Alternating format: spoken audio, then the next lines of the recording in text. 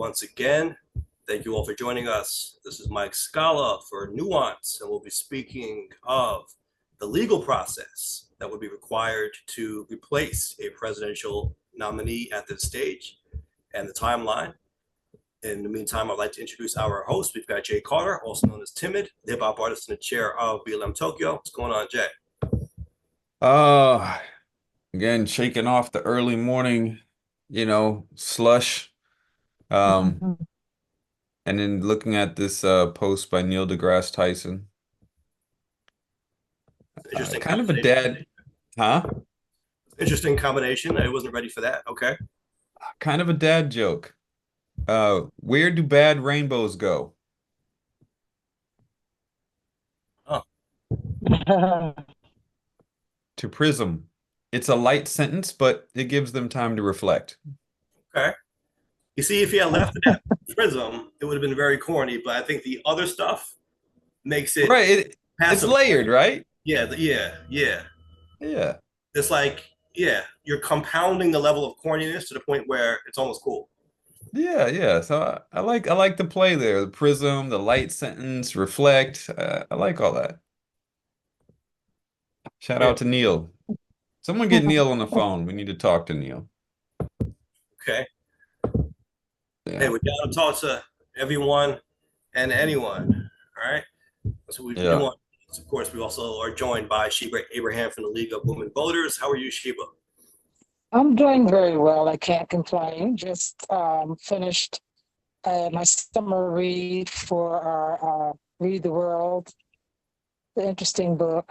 So Okay. hopefully the youth, hopefully the educators will approve it and the children will love it. Nice. Yeah.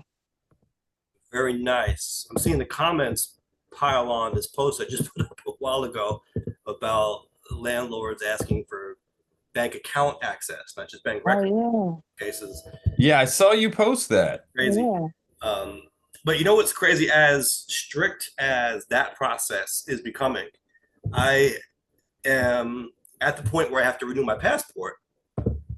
And I think it's funny that when you renew your passport, they just say, hey, send us your old passport and any picture of you and you're good to go. It's like, why are they taking any picture? I'm not complaining, but it's kind of funny, right? When you go Uh-huh. to the DMV to get your license, they make sure they take a picture, and it's always a bad picture, right? But when it comes to a passport, just send us a picture.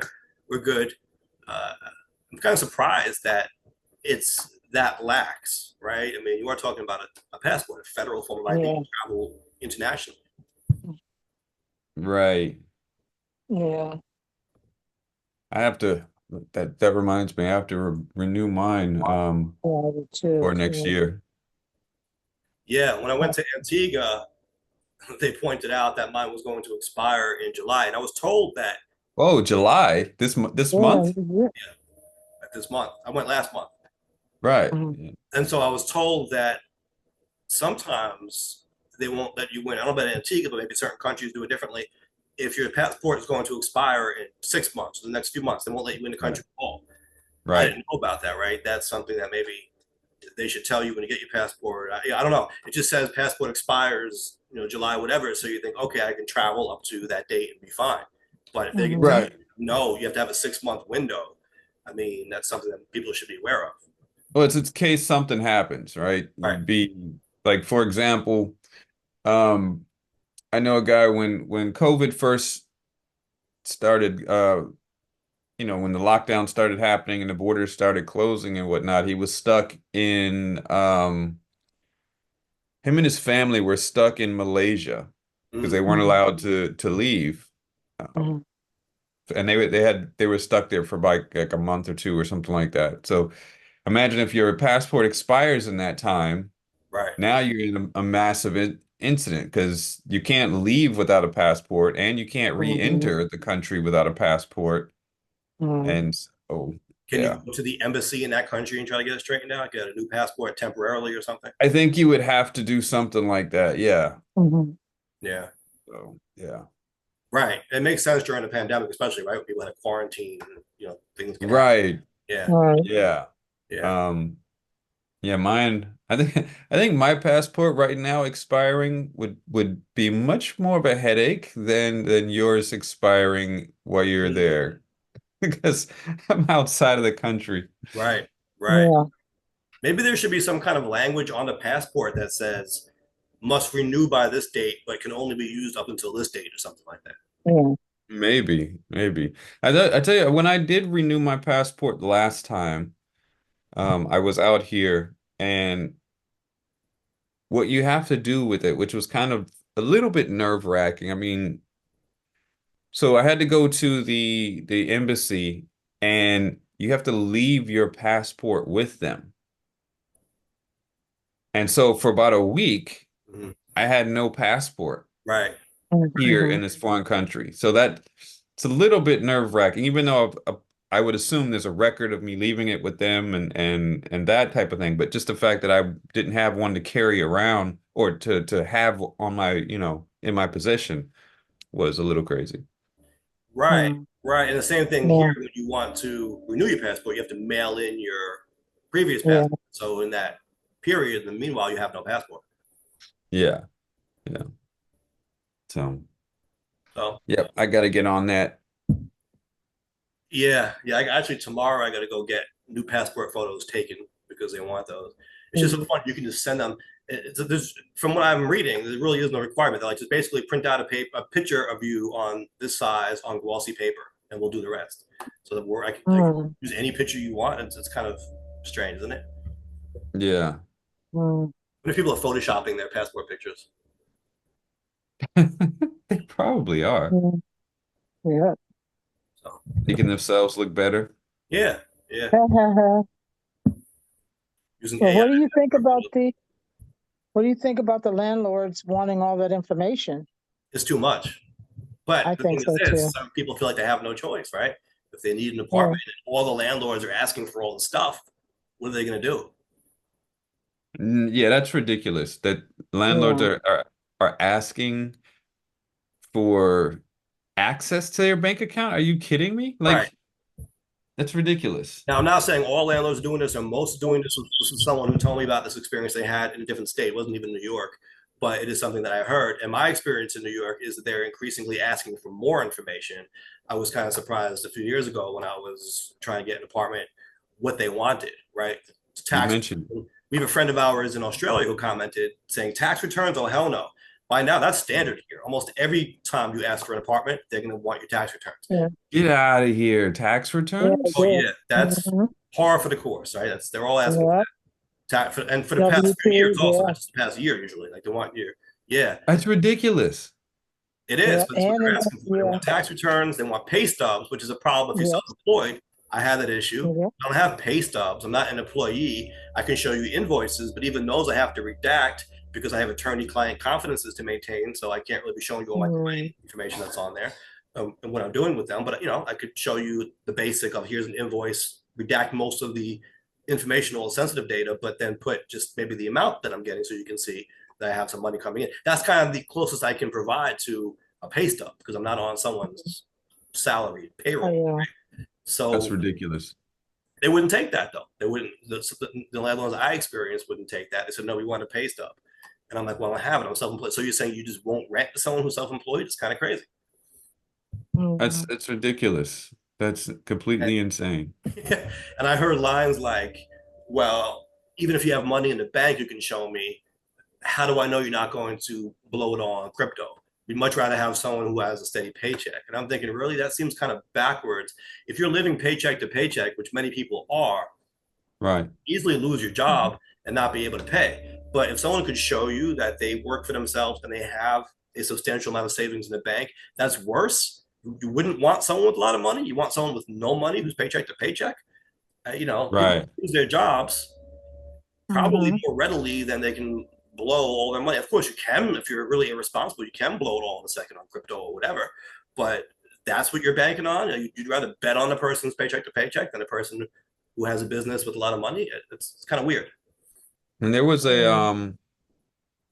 there was a survey that was done that showed that there was 66%, over 66% of Americans were living paycheck to paycheck. Right, right. Okay. And so these landlords, in my experience, favor that 66%, but there's still 34% that's not, right? Right. Are they left out? Are they forced to have to buy a home? Because that comes with its own set of challenges. That everyone can buy a home at all times, you know? So what do they do? Yeah. Right? And then it's It's the idea of, do you want to provide all that information? They definitely yeah. want bank records, right? That's icky to me. No, what do you not even Mhm. bank Why records? you Well, That's want yeah, the bank records? Yeah. insanity. that's what I'm saying. If you tell them no, Mm-hmm. then I can give you the apartment, right? So if you say I'm not providing my bank records, I'm not providing my tax returns, I think they usually want a letter of recommendation from your employer, from other people. That's Um, that's insanity. yeah, they definitely want reference letters from people, and some will even ask. I think most now are asking from a letter for a letter from your previous or your current landlord as well. That's Mm-hmm. insane. So yeah, they want Yeah. that. Yeah, so if you say no, if you say this is crazy, listen, I'll write you a check right now for the year, and we leave. No, they'll usually say no. In my experience, they don't want that. I don't know why. They'd rather Right. you provide all of that information and be financially worse off than have the money to just pay up front. I don't know why this is, but this is my experience. And I would get things like, well, if we make an exception for you, we're going to get sued for discrimination. I heard that from realtors and landlords. In today's day and age, people want to sue. They're sue happy. They're going to say that we're discriminating against people. So if we ask people for this information, if we make an exception for you, we don't take all your stuff, but we demand it of them, then we'll get sued for discrimination.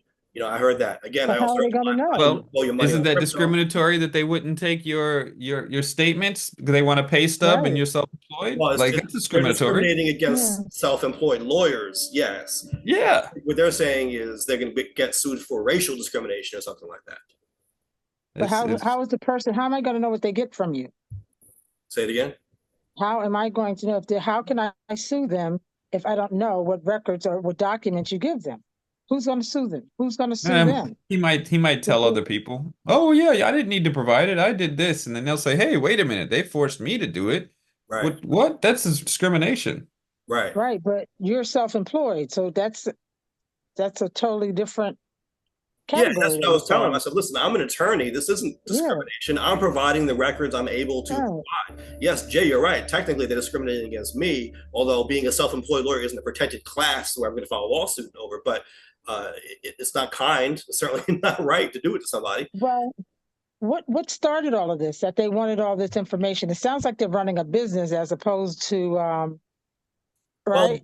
there's a It sounds like business concern. driven. There's a concern that landlords are getting screwed over, right? That tenants have all the rights and landlords have none. You hear this over and over and over again. Mhm, Now, it is mhm. true that, especially during the pandemic, but generally speaking, even, it can be difficult to evict a tenant, right? It certainly can take time. So you do hear stories of Mhm. landlords getting stuck with a tenant who's not paying or who's destroying the property. Right. It's just a nightmare, and it takes years to get them out. In the meantime, they're getting screwed over in all these different ways. So that does happen, right? But that doesn't mean that you should require all this intrusive information on everyone, especially when you have someone Right. who can say, listen, I have my own business. I can just give you Mhm. money for this apartment. What are we even doing right now? Right? It's like, no, Right. I have an act of Congress from you. It's crazy. Some of this almost feels like, I hate to say it, but a form of domination or control. Like it's a power trip. Yeah. Yeah. I think that's part of it too. But Mhm. I understand the part about, landlords worried about being screwed over.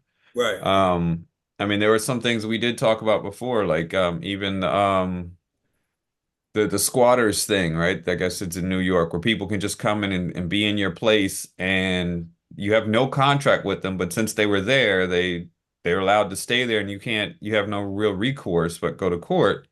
Um, Yeah, that's the thing. You so have to go to court for all of these issues. Self-help is illegal. And that's, I think, why a lot of landlords get frustrated, because they look at it like this is my property. I own this house or this building, Right. whatever it is, and someone is violating me right there, not paying the rent, or like you said, they're squatting or they're right. breaking the law or breaking our agreement or whatever it is, right? They feel like they're being violated in some way. I think a lot of people in that situation want to go in and take matters into their own hands. change the locks on people, physically Right. remove them, right? Do what they can. They're like, what do you mean? Why can't I? I own this place and you're violating my rights. So there's that Right. frustration there, right? The law says, no, you can't resort to self-help. You got to go do it through the courts. And that can be frustrating. Number one, hiring lawyers is expensive. And we know Right. how long it can take, right? With the backlog of cases that you see, right? Yeah. And you do sometimes have judges who are sympathetic to tenants or people who are in the apartments, and they'll give them a little bit more leeway than the landlords would like. Right. And at the same time, let's also acknowledge that I would assume the reason why it's gotten to this point as far as those types of rights is because there were in the past, and I'm sure now, landlords who would abuse their authority and their ownership by either trying to put people out immediately with no kind of notice for whatever whims that they wanted to come up with, for raising rents uncontrollably for no reasons, so Right. there Or had to they'll be do, things put in place to providing, protect.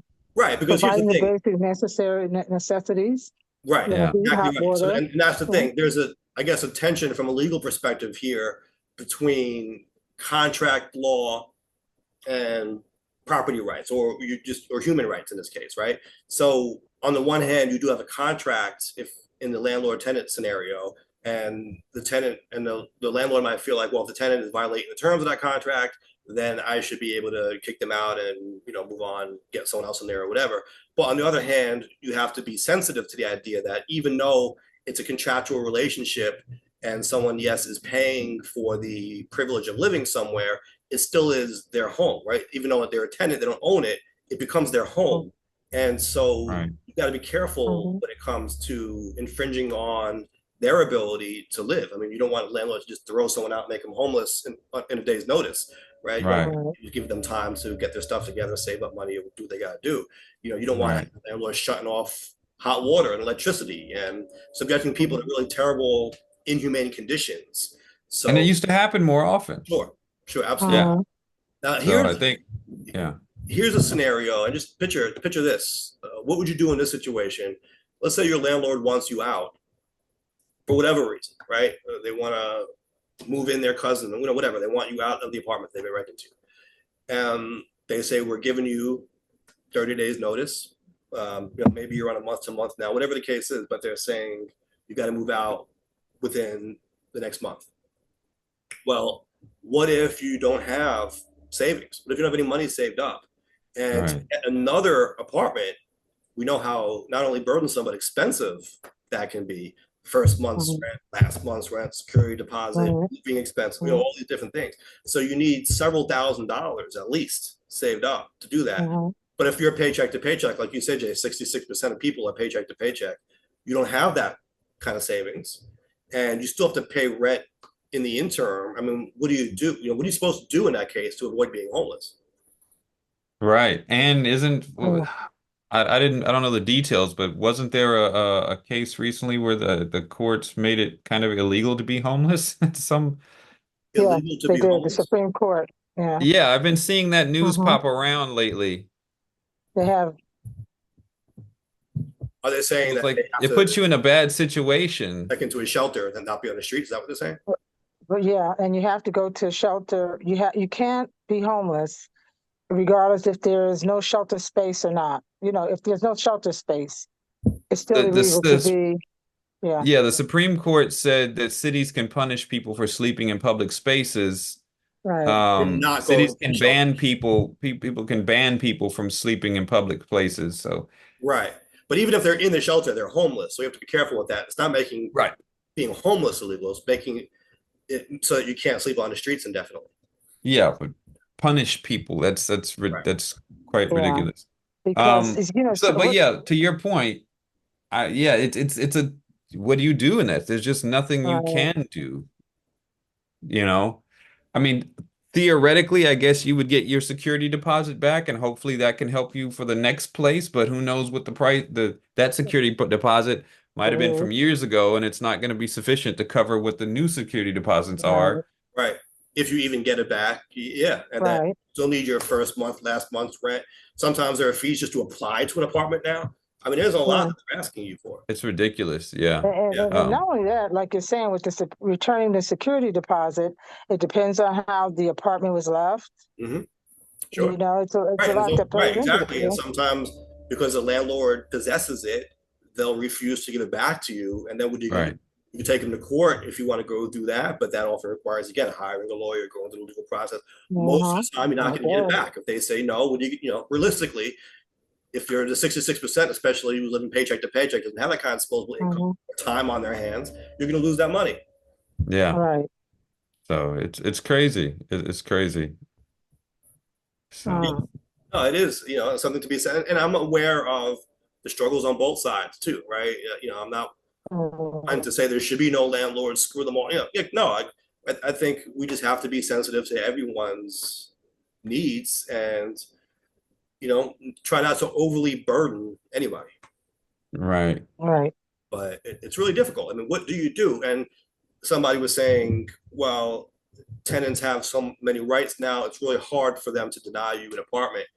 But there are so many people, this was my experience anyway, so many people are going for these apartments that, of course, I can scream up and down, oh, legally, I don't have to provide this. Or they ask for another than credit reports, even though they're not supposed to discriminate on the basis of bad credit, they still ask for the credit report.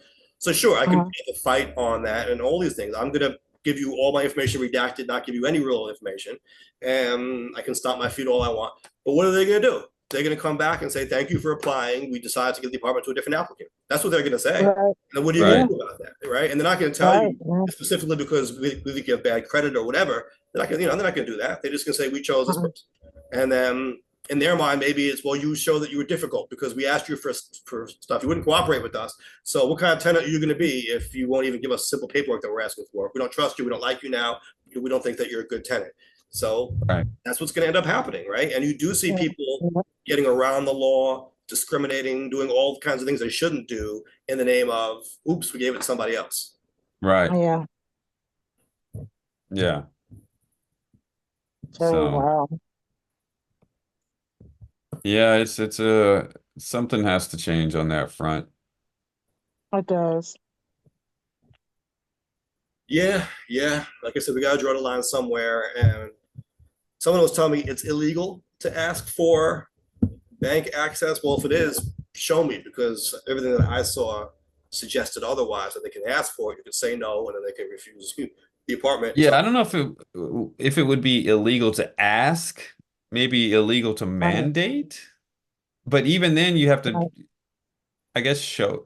I don't know where it says that it's It illegal would to need ask. to be made specifically illegal, because don't forget, at the end of the day, this is a contractual relationship that you're entering into, right? So unless there are specific prohibitions on contractual terms here, the parties are free to enter into whatever agreement they see fit, right? So sure, you could say, I'm not giving that, and the landlord can say, well, I'm not renting you the apartment, unless there's a law that says they can't ask for this. Yeah. Right. It kind of reminds me a little bit, not exactly the same, but as far as asking for information that they probably shouldn't be privy to, is when it used to be standard practice for companies, and a variety of places to ask for your social security number, and they would use that as your customer number in their records, when realistically, legally, they're not, they can't require you to give that. Only places that can do that are certain places involving banking or finances and this sort of thing. But it was, since everyone already had a number, a lot of places just used your social security number as your record file until there was like a concerted effort to educate people and be like, this, first of all, this is dangerous. This, there's the potential for fraud here. And so it's I think it was there was law that basically said that you can't require it. If someone refuses, they'd have to assign you another number. Right. And so it seemed to kind of slowly phase out of use in that regard, people asking for those. Yeah. Right, because once you move, what happens to that information? Yeah. What happens to it? Right. Once you move, what happens to that information? Right. And I Yeah. did see laws that talked about landlords having to keep that information private and secure, and that kind of thing. But it's still a risk, right? That you're subjecting. Big risk. Yeah. Yeah. Yeah. And sometimes they'll want to perform their own credit checks on you too. Right. Like the credit check, I get it, but yeah, requiring access to my bank account, But like do what? they And how need do to you be Right. even do Yeah. that? How do you even give them access to your bank account? Like, right? And to be Uh-huh. the level of access. So someone from, I guess, the banking world commented that you would have to make them a co-signer on the account if you were going to give them permission to withdraw money. So I don't know if they were asking for that, right? But it seemed like that's what they were going for. Basically, they want to be able to check your activity to see how you were spending your money, and if necessary, withdraw the rent money automatically if you refuse to pay it. yeah, no, they can Yeah. choke That's on, that's too much. they So can yeah, choke on the it meat. is. Yeah. It is crazy. Now, I did see something suggesting that it was illegal for the landlord to ask you for this kind of information once you're already in the apartment. They can't evict you for not giving it. But Mm, it's a different scenario if you're not in yet and they're asking for information on your Hmm. application for them to decide whether to give you the apartment. So I just don't right. get why they should need that really. If Yeah.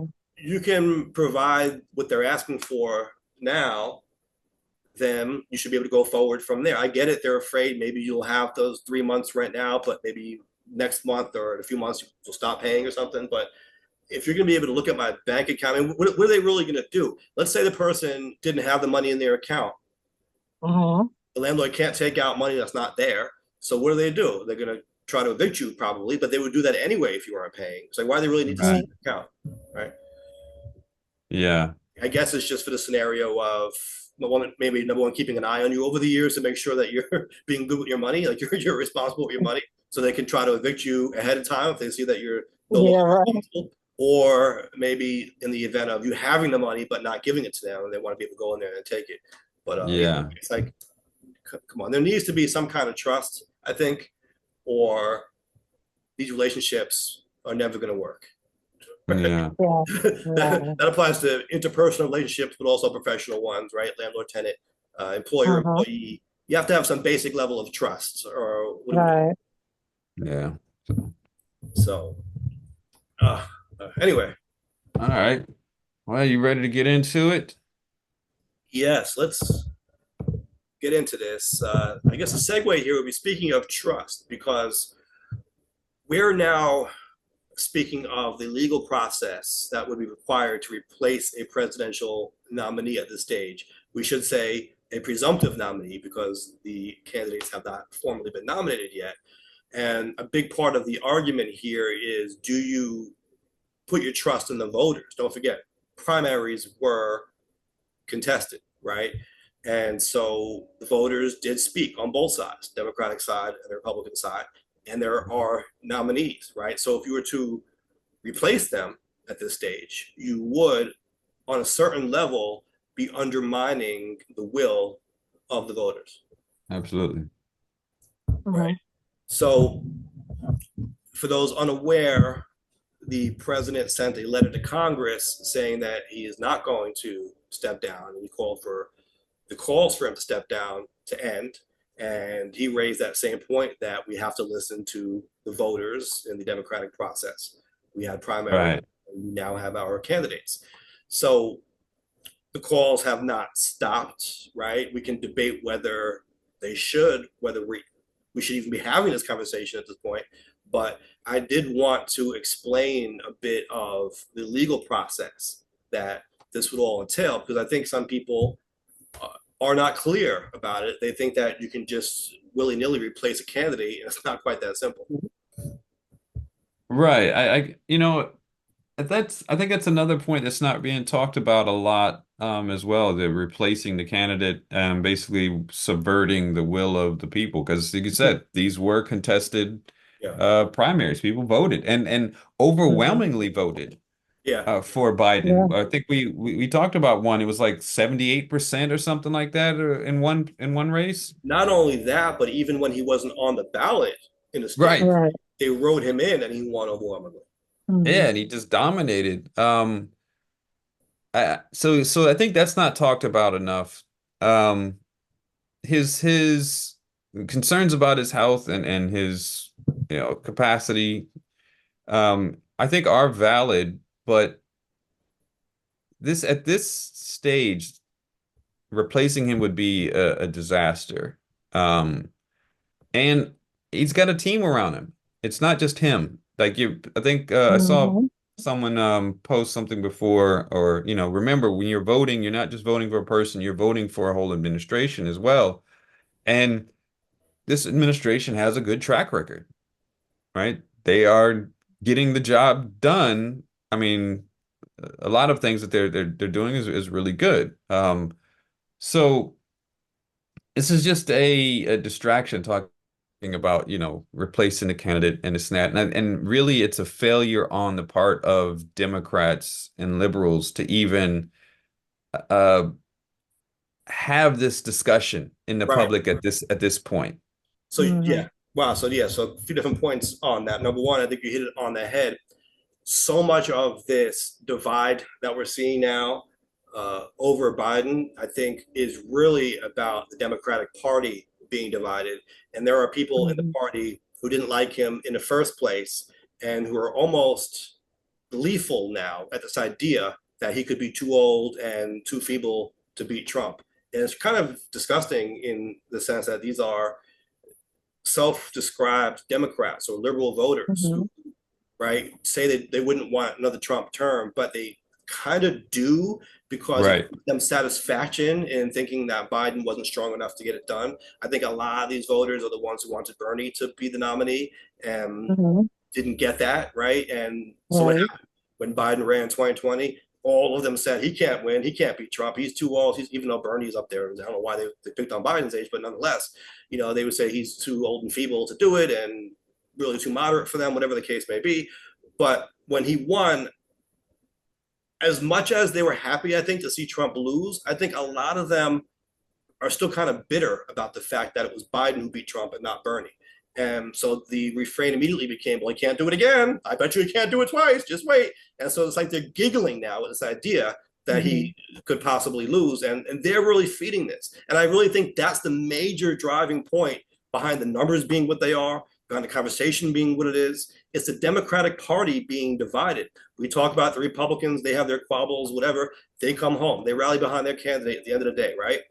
Right. Democrats aren't doing that. In 2016, too many of them didn't like Hillary and voted for Jill Stein, a third party, whatever they did, and we got what we got. So, Well, they remember it's not just the Bernie Bros and whatnot. It's part of in the Democratic Party period. Like remember in it was Obama's second term. Like a lot of Democrats Mhm. started to jump ship when they sensed a few troubles. right, right, it's the purity Yeah. test. It's like they're looking at specific points instead of like the whole picture, Yeah, right? yeah, I yeah. mean, Mhm. Trump 34 felony convictions. He got the Yes, the civil suit yes, where sexual, Right. related issues. He's mentioned in the Epstein files multiple times, I think more than anyone else. right. Accused And of rape actually in a lawsuit relating to Epstein. right, and Mhm. they're not abandoning him. They're Right, and still Right. full isn't behind him. Right. that a sad state of the country though? That one candidate is being talked about as if he should step down even after the voters overwhelmingly nominated him. The other candidate Mhm. doesn't really get that. I know some people now are trying to give that back, but that's really not the conversation. Right. Mhm. You would think if you were to ask someone who would the country be overwhelmingly talking about stepping down? The one who was convicted of 34 felonies or the one who sounded a little old at that one debate performance? I mean, most people I think would say, of course, the guy 34 felonies, obviously, you know, right? But You would that's not the think. conversation we're having. Mhm. Right. You would think that would be the Yeah. case, right? Yeah. All right. And But you have to look at how Trump, what is happening with Trump. And before the court, he went to on trial. The perception from the beginning was that he is being picked at. Right. So every time when he went out there to rally his constituents, it was like, look what they're saying about me. Look what they're doing about to me. Right. And That's a they're like, narrative. yeah, That's a they're narrative doing this. he's pushing, though. We got to be Right, clear. but It's not that it's what the world thinks. It's a narrative he's pushing, and his followers right, are following in suit. Yeah. right. And see, that's what's rallying them on top of, the high prices. It's a lot that's good that's playing into that. So it makes him look favorable. But And To when some, you, people are just so used to him saying what he says and doing what he does that there's a uh-huh, numbness to it, right? And so when the fact checkers come out and say he lied 30 times at the debate, that's not even being part of the narrative. Right? People are saying, yeah, that's just what he does. Like, no one is saying he should step down for lying 30 times. It's like, no, right, he's going to lie every day. We know that. So it's like, it seems but like it's like, oh, it creates this double standard, right? With this pressure on one right, side to be perfect, and then on the other side, they can do whatever they want, and no one ever checks them on it. Or if they do, it's kind of like it's shrugged off. right. yeah, And the but still media at the is end of, really, I'm sorry, go ahead. I was gonna say at the end of the day, his constituents still feel that you're trying to find fault in him, Right, regardless to what he does. And that's how the conversation started. Right. And this is how right. it's ended. Yeah. And the So media is really feeding into it.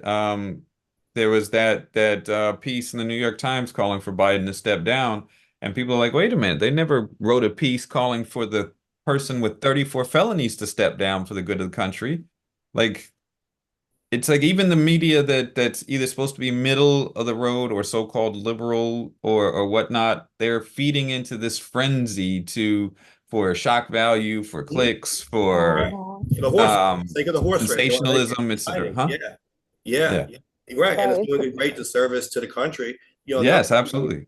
I would just mention is all of this is distracting us from discussions on policy. We're not speaking of what kind of policy do we want going forward? What kind of country do we want to live in? What kind of country do we want our kids and grandkids to grow up in? Who do we want Right. to be on the Supreme Court, right? What do we think about all of these issues? Isn't it pretty embarrassing for us as a country right now, regardless of which side you're on politically?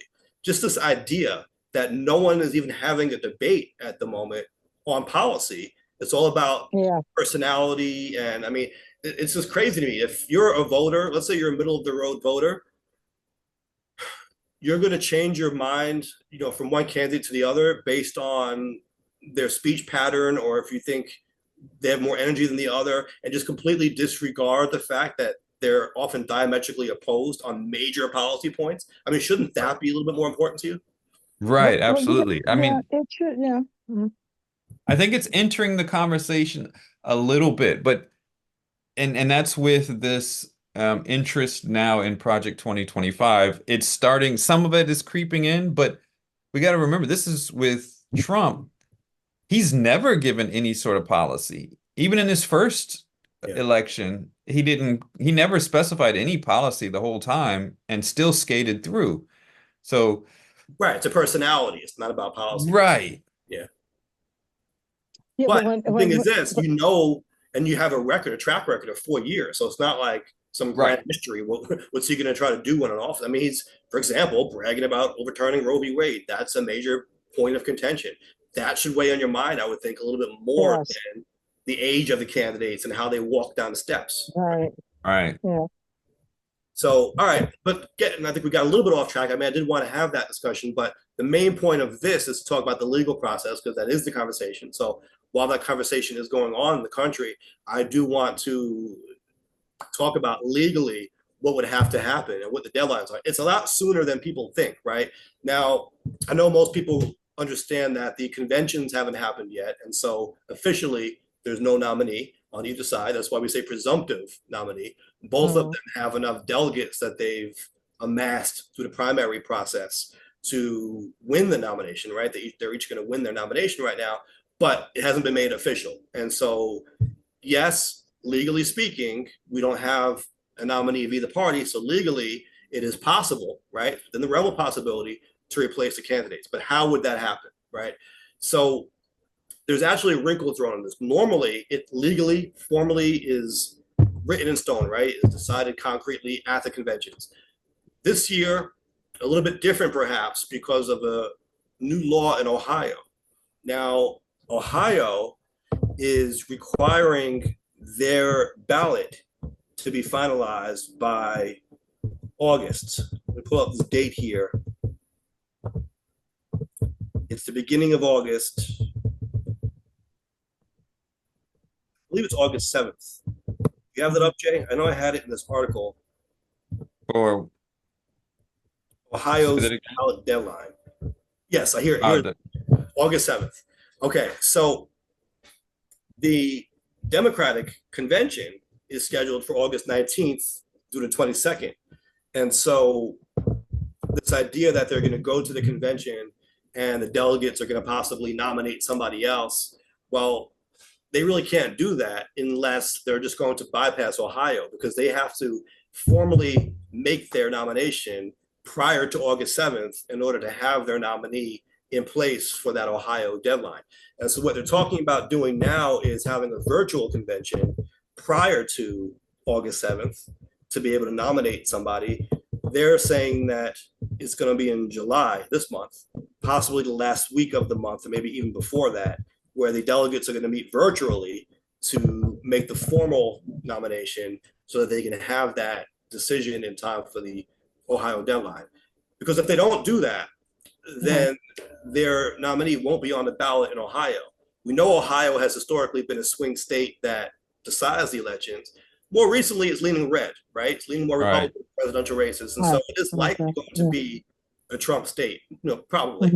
So there is talk of, well, maybe you just forego Ohio if you're the Democrat. Just say, listen, we're just going to give up Ohio and not put someone on the ballot there. The problem with that is that doesn't just hurt the presidential ticket, it hurts all of the races in Ohio, because you get a much bigger turnout by having a presidential nominee at the top of your ticket, right? Presidential years, you see all these local races have huge spikes in turnout because people are coming to vote for president. So, for example, the candidates running for Senate in Ohio, their race is going to be greatly affected by the top of the ticket, by the presidential nominees. And so if you don't put Biden, let's say, on the Ohio ballot, then you also are going to hurt the Senate candidate and all the other candidates running in Ohio. So they don't want to do that, right? And so realistically, this means that they are going to have to decide their nominee really this month. I would say by the end of the month at the latest. Right. They probably have 2 weeks to do it. I would say 2 weeks is probably as long as they have to make up their mind, because the Ohio ballot has to be set. And given that Biden just wrote that letter to Congress saying he's not stepping down, I honestly don't see it happening in the next 2 weeks. I don't think that's really going to happen.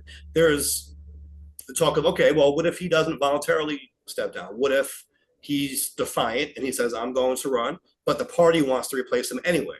What then, right? Right. In that case, you have the delegates, and again, these are pledged delegates to Biden, right? He's got a majority. They have to vote. Can they defy their pledge, right? Can they say, even though we're pledged to Biden, we're going to vote for another candidate? Well, the Democratic Party rules kind of prohibit that, but there is some wiggle room there. They are supposed to, in good faith, represent the will of the voters who sent them. So that means that by default, yes, they are supposed to vote for that candidate. However, they can make the argument that we can't in good faith do that, right? When the voters voted, yes, they were voting in good faith for this candidate at that time, but circumstances have changed, and we think to represent the will of these people today, we have to go in another direction. They could try to make that argument. There's some wiggle room there, but honestly, that's very unlikely, and that would be debated and discussed, and that's not the most realistic scenario here, right? The most realistic scenario is these delegates are pledged to Biden, they're going to vote for Biden, unless Biden himself says, I'm not running, and in that case, he can kind of weigh in on it and say who he thinks they should go with, but they wouldn't have to anymore. At that point, they can vote for whoever they want, and it could get interesting, but that's only in the scenario where he himself says no in the next 2 weeks, which doesn't seem likely to me at this point, right?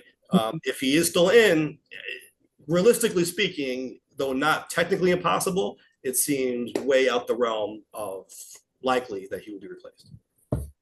Right. I think it would be, it's kind of late in the game. If they want, I think they would definitely guarantee a lost election if they were to do that now. First of all, you've got a candidate that doesn't have the same track record that they're going to put forward. They don't really have, Democrats don't really have a replacement candidate for Biden, really. At the same time, you know, people who voted for Biden in the primary would feel slighted and be upset in that regard as well. It would just be a disaster, I I mean, think. some are saying that it's a guaranteed loss if you keep them, right? You're saying it's a guaranteed loss if you replace them. But here's the else I think that's related to your point there. It isn't only a matter of establishing a track record. We know the power of incumbency is substantial. It's also a matter of campaign money, right? People disregard Right. the That $100 too. million that Biden has. He wouldn't be allowed to just give it to Harris or another nominee. They would have Right. to raise that money from scratch. That's not easy. Right. You could raise $100 million in a couple of weeks. Right. In a Right, couple, because Yeah. I did see because they'd where want to they, hit the ground running. They would Right. need some funds and they'd have zero. so what happens now? I did see where some of the wealthy Democrats said if he did not pull out, I think I saw that a couple of days ago, they were no longer going to fund the Democratic Party. Okay. I mean, there are some who So, have very strong opinions on it. right. They'll try to So influence. what happens in that case? Will he still have the funds to proceed to stay in the race? You just wouldn't get those particular people's money. But you also have to realize that, so a lot of people now, I saw a congressperson earlier say he should step down. And, a lot of people making noise about this. Once the dust settles on this, I think a lot of people are gonna have to start changing their tune, right? Because it's gonna have to be a choice, a binary choice at that point, right? Now there's this, Right. it could be anyone in the world. Who the hell knows? Well, the Messiah himself or herself will emerge and come. The one that doesn't happen, that is all right. This is who we got. We got this person. We got this person.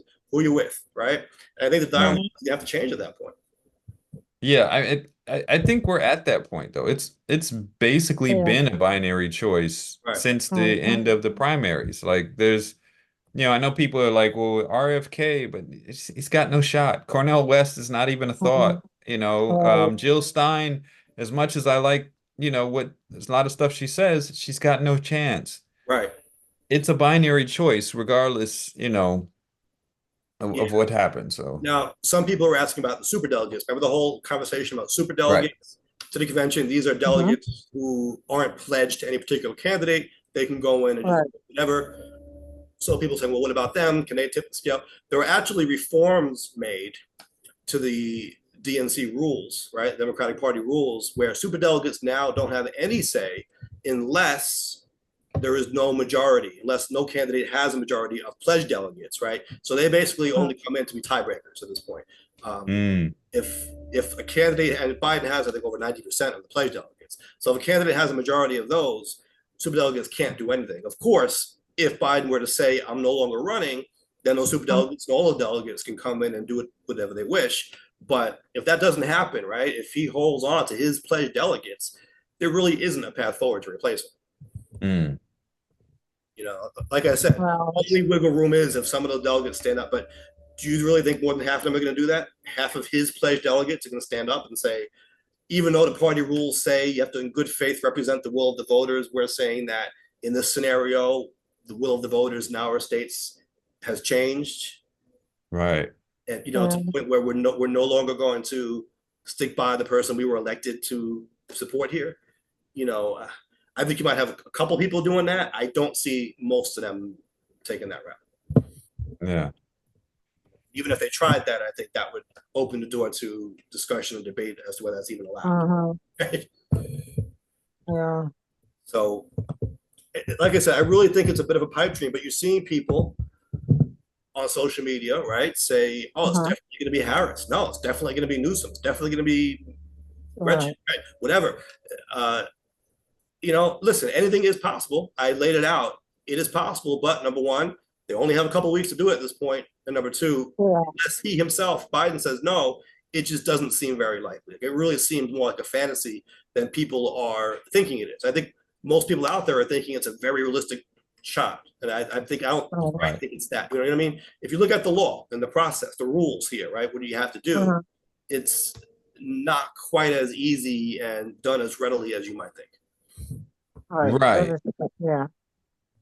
Absolutely. Absolutely.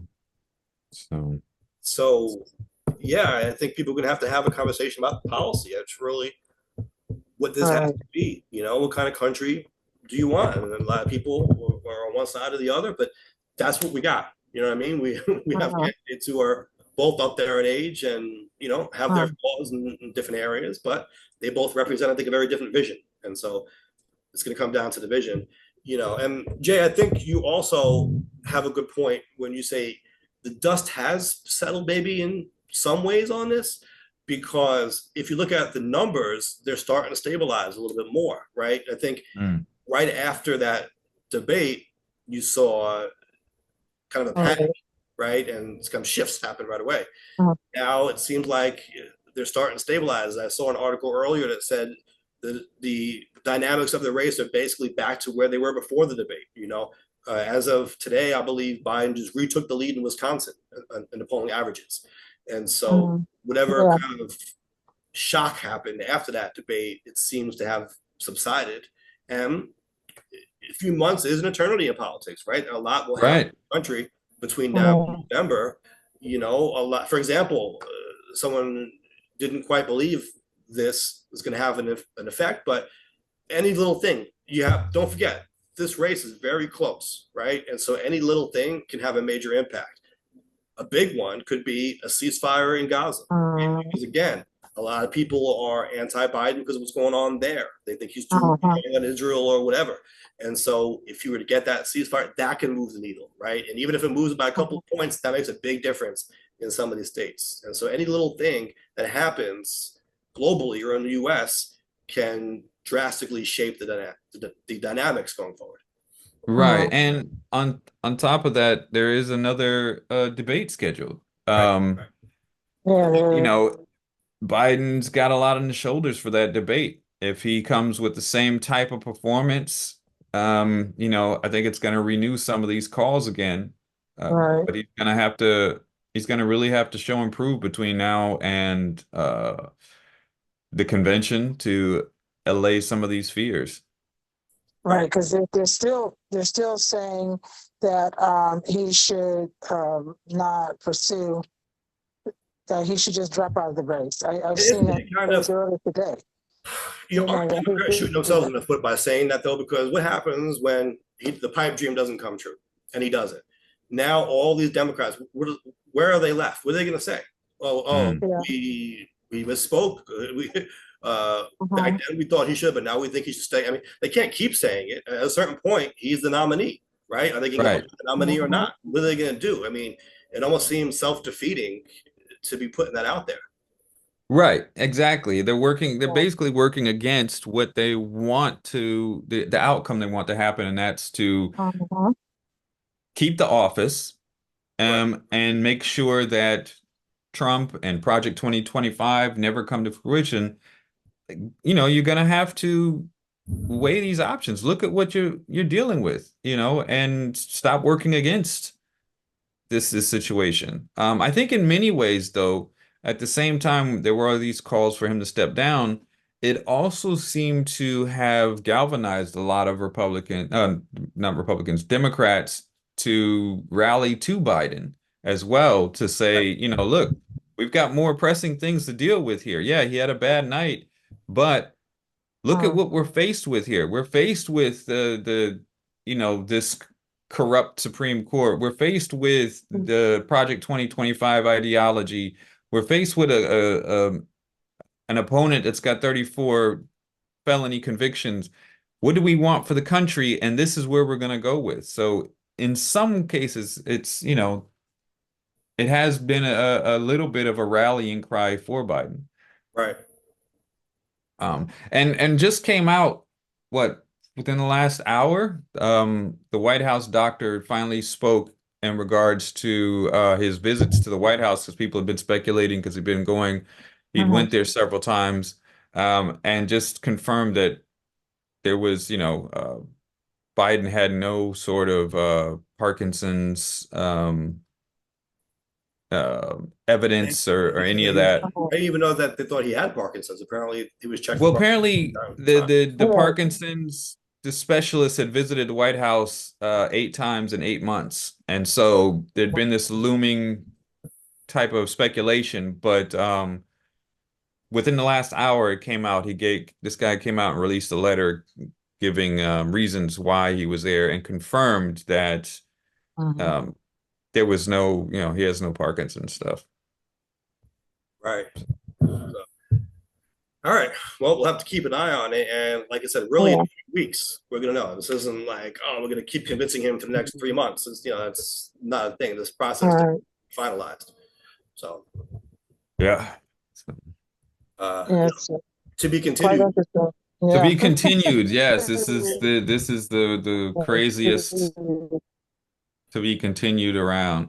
All right. Well, speaking of crazy, or maybe not, you tell me on this one.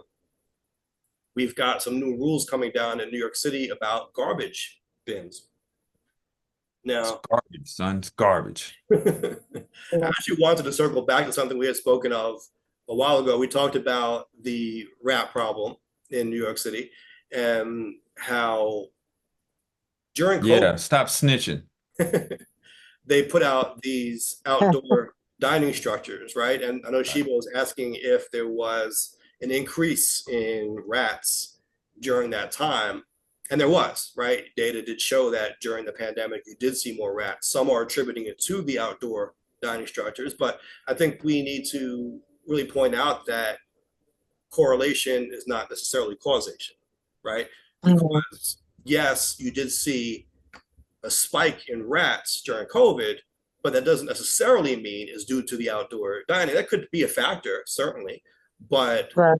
I do think that you started seeing more animals out during COVID because there were fewer people out.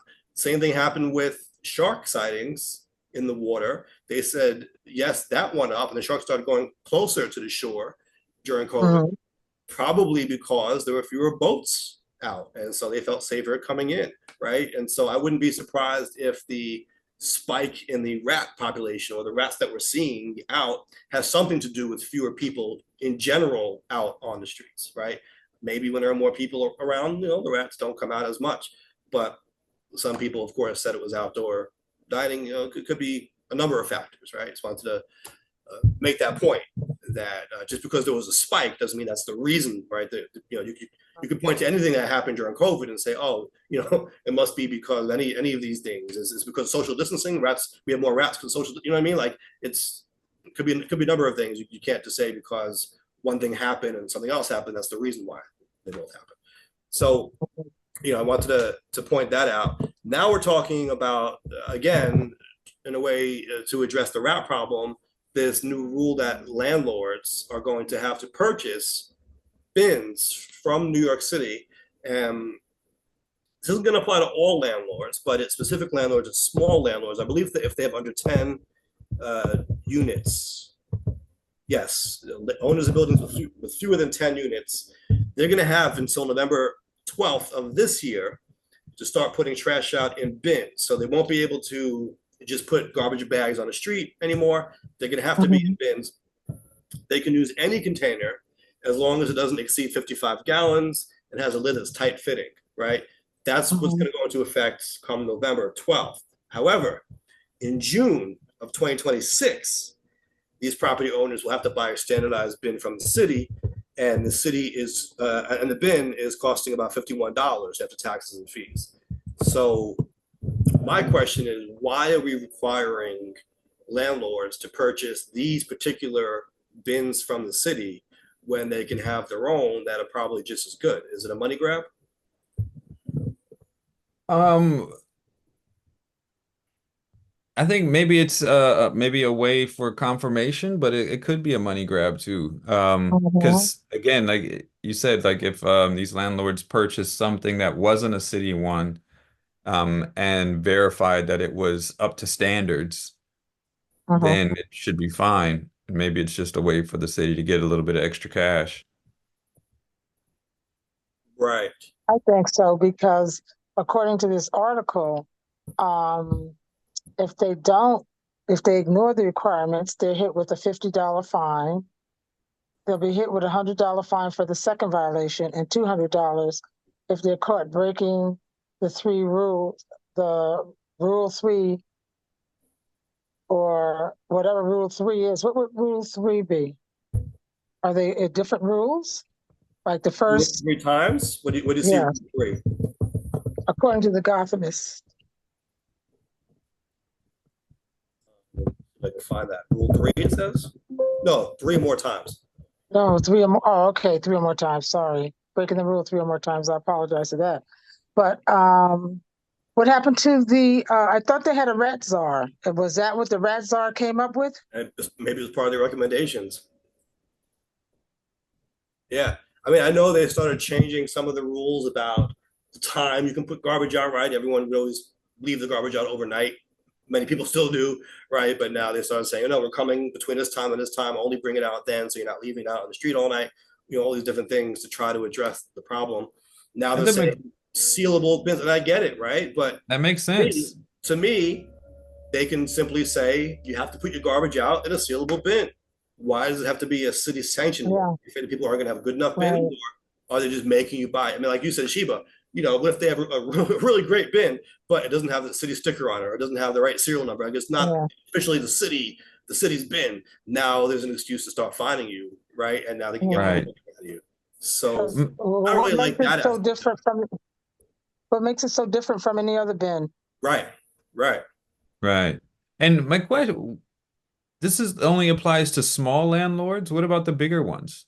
Right, yeah. I think there are different things that they do, right? They tend to have dumpsters and these big buildings. They're not, Okay. they don't usually just put out garbage bags on the sidewalk. Okay. Okay. Yeah. Yeah, I mean, to require sealable bins, I get. To require you purchase it from the city, yeah, there's a question of that. Why does it have to be from the city? Right. Now they might Maybe argue it's release a way some to make guidance of a sure- list of certain ones that are Right. you Right. know, okay. Exactly. Exactly. I was gonna say they might say it's a way to ensure quality control because we know our bins are good, but like you Right. said, they can put out a list of parameters. They must be this size. They must have this kind of technology for sealing. You know what I mean? Like if they have a list of guidelines, then you would think they would allow you to Right. buy your own. It does kind of rub me the wrong way that they're saying that they must be New York City official bins that you must buy from us for $51. Those are kind of expensive, by the way. Garbage bins, $51. Yeah. The going rate for a regular garbage bin now? Are they requiring you to have a certain number Say it of again. bins? Are they requiring you to, the landlords to have a certain number? I don't think there's a certain number, but you can't have garbage that isn't in those bins, right? And so You got to have enough to cover right, everyone's. to cover your garbage, right? Because oftentimes you'll see, for example, people around here, they usually do have bins, but they also often have garbage overflowing out the bins, bags on the floor next to the bins, right? So Right. bins usually aren't enough to cover all of their garbage. And so, Right. right, they probably are going to have to buy 2 or 3 or 4 bins to make sure they have enough for everybody. Right.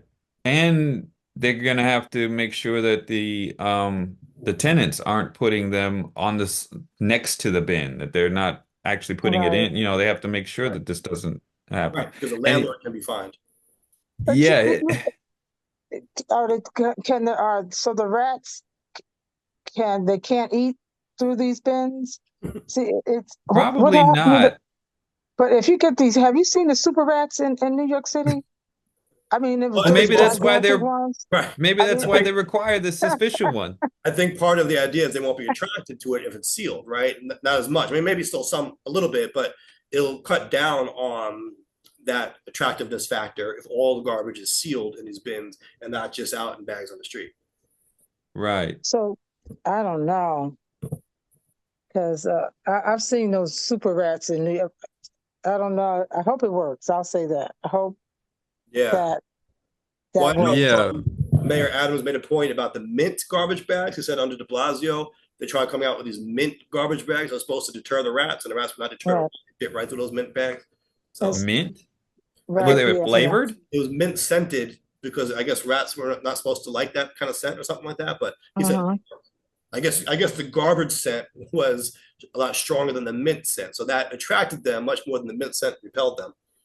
Wow. Because The thing here is, I think in the States, we're kind of used to, you know, leaving the trash out, right? And you know, when your bag gets full, you immediately take it out Right. outside.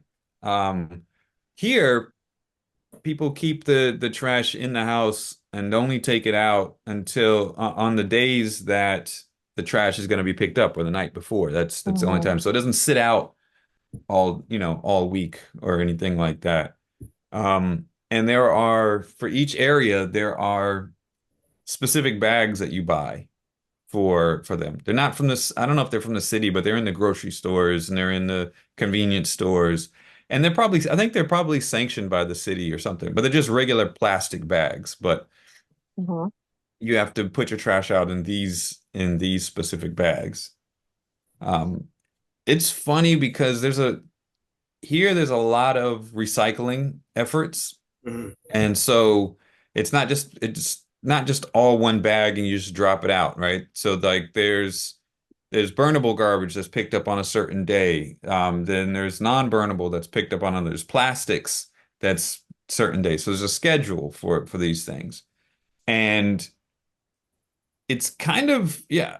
I had an incident in a previous apartment where I just was putting like I didn't know, for example, cans, right? So like you get like canned beans, canned corn, that type of thing, right? Mhm. Those are supposed to be in a completely different bag. But I was just putting them in there because they're not plastics, and they would go in the regular bag. And Mhm. I came into work one day, and my manager came to me and showed me there were photos. Whoever was managing the apartment building had gone through and saw my trash and I guess pulled like a bill out of there or something and got my name Wow. and contacted the property management and they contacted my employer and said, he's not putting the trash out properly. Hmm. Ah. Put it in the wrong Like bag. that was really freaky. You put it in the wrong bag. Well, the thing was, so I was separating the trash, right, in the burnable and plastics, Okay. right? Mhm. However, there's supposed to be multiple different separations, right? So Mhm. these cans, like the cans of like canned vegetables, canned beans, and this and that, aren't the same, don't go in the same bag as aluminum cans. They have to be different. They don't go in the same bag as your other trash, right? Even their burnable Mhm. trash, even Right. though there's only two different official bags that you do. These are supposed to go in a separate, any kind of bag, but just be separated, Hmm. right? The PET bottles, the recyclable PET bottles don't count as the regular plastics. These are separate. And so they have to go in their own bag. And you have to take the labels off of them, right? So all the water bottles and these type of bottles, the labels are designed that they can be easily removed because, the people have to separate them, right? So realistically, when you're putting your trash out, you're going to be you're doing the pre-separation before you put it Right. out. And so in this case, I didn't know that these types of cans didn't go in the same bag as Mhm. the burnable garbage, Yeah. which is the regular non-recyclable garbage. And so, yeah. But what really struck me was that they sent it to, you know, my employer because, the landlord or the land management company, they know who I worked for because it's on the application, all that type of stuff. So it goes Mhm. back to that original discussion about landlords having all your stuff. Well, yeah, and well, that was also because the company I was working for had arranged the apartment. So Yeah. instead of it being sent directly to me, it was sent to them. And Right. so yeah, so if I Some had done kind of it, it would have been sent guide to me. But yeah, when they told you that you were putting out your garbage wrong. Did they give you some kind of tutorial or a paper saying this is how you should do it? yeah. Well, they just said yeah. So there's a big sheet that's got everything, and I've also got it on my phone as well. I Mhm. was looking for my phone, but it's across the room. But there's a sheet that explains each day when things can be picked up. And there's a bin outside for this particular apartment. There's a bin outside. It's a big sealable bin, and everyone would put their trash in there. So if it's a burnable garbage day, you only put your burnable Mhm. garbage in that bin. If you've got other garbage, you have to hold that in your house until the day comes or the night before where you put that in. Um, yeah. Right. So Mm.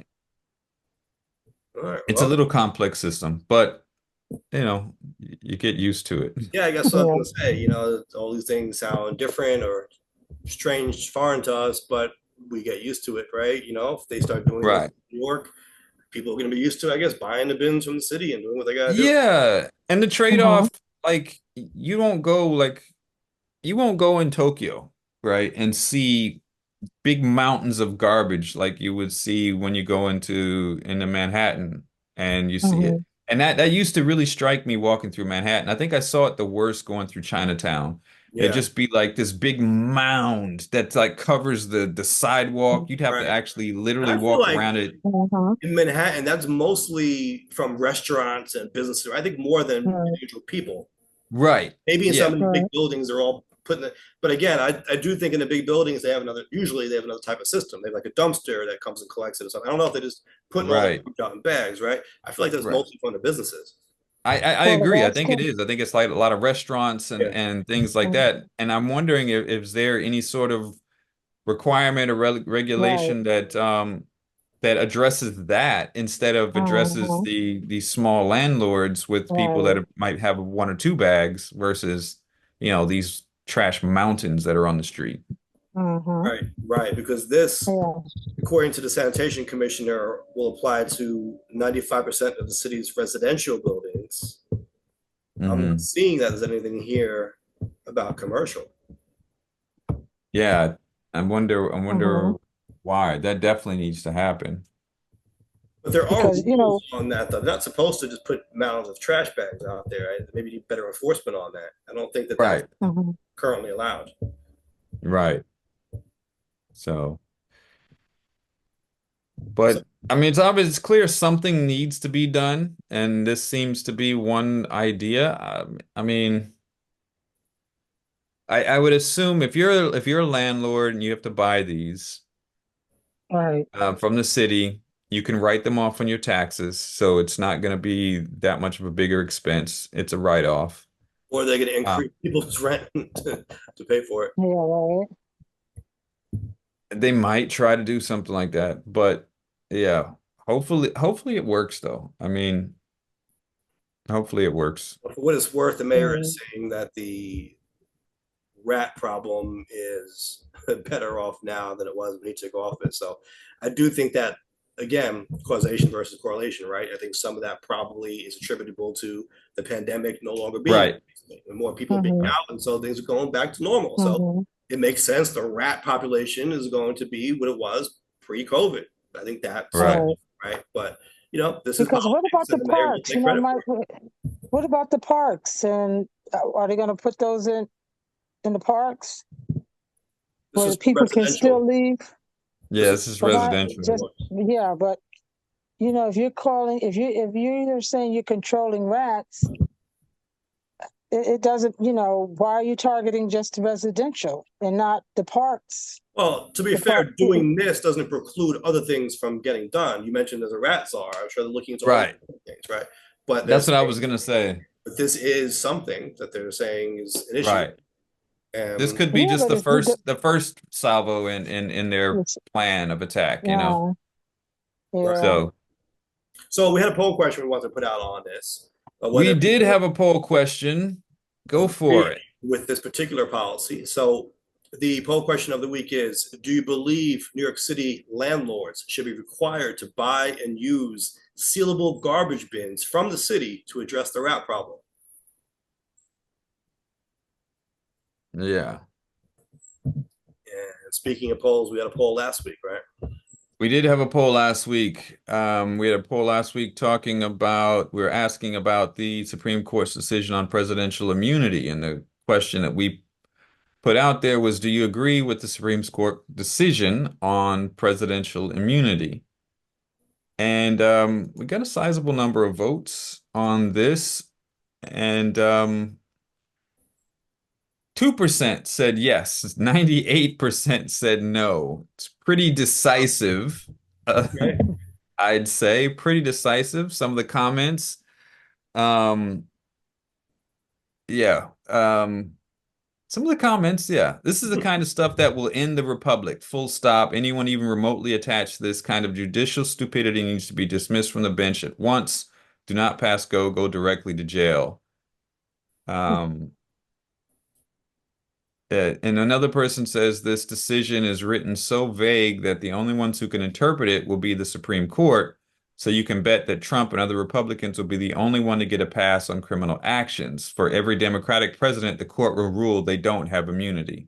Well, that's a problem, right? Because if you read the Right. decision, it says, oh, it's up to the lower courts to decide, basically on a case-to-case basis, whether this act in question was within the realm of the president's constitutional duties.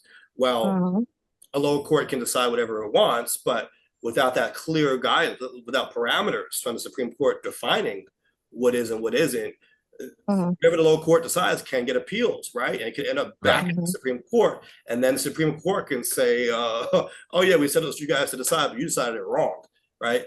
And they can play that game, right? They're not telling us now what the rules are. And so it does leave them room to make it up as they go along. Yeah. So, Oh, another person said engraved on the Supreme Court building in capital letters are the words equal justice under law. I believe self-employed attorneys. I'm sorry?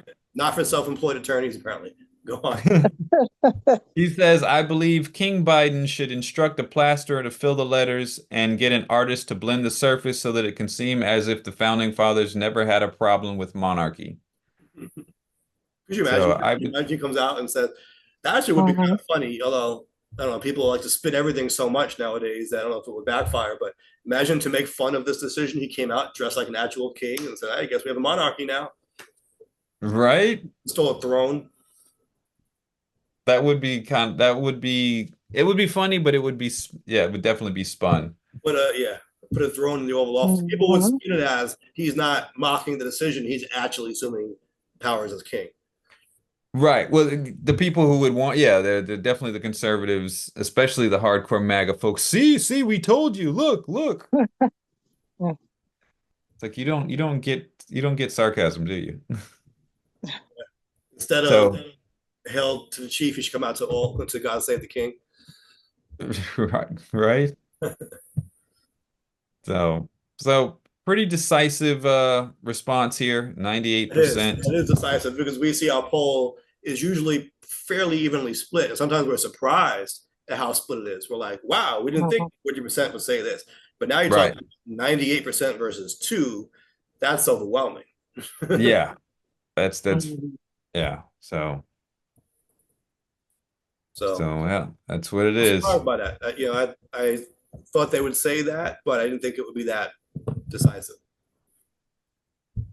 Yeah, I mean, you would hope that it would be that decisive, right? I mean, the from everyone, right. Like you would hope that if you ran the same poll nationwide, that it would be this decisive. I mean, we know that it's not. Sheba made the point that there are many people, even Democrats, who believe that what you're seeing in terms of criminal prosecutions is a witch hunt, is political persecution, right? And so they're standing for this notion that you have to protect presidents from being prosecuted unfairly. Right. But there's the thing though, it's like Trump is not being prosecuted unfairly. He's being prosecuted fairly, but they're trying to make that argument that he's being prosecuted unfairly, that it's a witch hunt. Or they're saying the witch hunt was the idea that, okay, well, we're going to file charges against Obama, or we're going to file charges against Biden and try to get him impeached. That's the witch hunt. And that's what they're suggesting may happen, right? They're suggesting that in the future, say Trump is reelected, he's going to get in there and he's going to start prosecuting people left and right. And so this decision, and he's said it. This decision would protect Biden from that, right? Or Obama or anyone else. Right. And he said that he was going to go after political rivals, Again, I think we need to reevaluate what we're discussing as a society, right? Definitely. Much of this conversation is about style points, right? How they sound, how they look on stage. I get it. That's relevant. Let's not say it's not a valid concern, but it's overblown to the point where we're not even looking at these policy. Yeah. Right. Yeah. And I So think it's really incumbent upon us to reshape that narrative when someone says, hey, isn't it a shame that they're too old? Yeah, but let's not make that the whole conversation, right. right? I mean, it's crazy. Another thing that just surfaced recently was an old clip of Dick Cheney Mhm. when he was saying that Donald Trump is a big threat to our republic uh, and a coward. And like this is Dick Cheney. Like during the Bush Cheney presidency, he was the big evil behind everything that people the image, right? It was this guy was the literal devil. Um, and he's calling Trump a threat to our republic. Like, you know, we're at the bottom of the barrel here. Those are very encouraging words to end off on, but all right. Uh, And that's the bottom line. We're at the bottom of let's the go. barrel. Let's go to the bottom line. I actually may have a bottom line, although maybe it conflicts with your bottom line here. But I was thinking of the topics that we discussed and the themes that were prevalent tonight. And I think the bottom line is we need more trust as a people, right? Whether that applies to the landlord-tenant relationship, whether it applies to employers and employees, whether it applies to the voters who are picking our presidential candidates, right? Whether it applies to people and their garbage habits, right? It seems like we want to over police, overly burden everyone and just not trust what people are doing and what people are saying. And I don't think that's any way to run a society. I think that really makes us more cynical and more bitter and puts our backs to the wall. And ultimately, it leads to more trouble and more problems than it's worth. I Yeah, I second that. I think that's a yes, good bottom line. it is perfect. We're gonna rock with that. And you can find us on the web on YouTube at Nuance Show and Instagram at Nuance Show as well. And anywhere podcasts are available. Subscribe, follow, watch, join, comment, and get involved. Because why, Mike? Because we've got work to do.